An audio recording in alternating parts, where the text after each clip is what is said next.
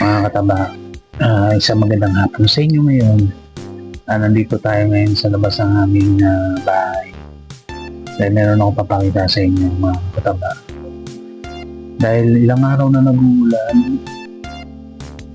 maraming nangyari. Maraming labahan, maraming ginagawa.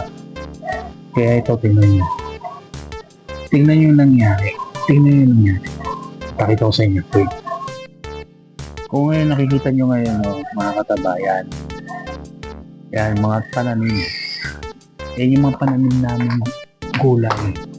Ako po nagtanim yan, mga kataba. Kaya nagulat na lang ako na, ayun, may mga tumubo yung aking mga pananim. Kagaya nitong ito, yan mga kataba. Sili. Oh my God. Sili. Ayan, sili, tapos, ayun, mga sili yung tumubo. Yung iba, papaya yata ito, papaya. Yun. Kaya natutuwa lang ako dahil nakita. Ayun, kasi nga, dahil sobrang lumalakas ang ulan yung mga time na yun. Maliit lang yan. Tapos biglang, boom, tumubo.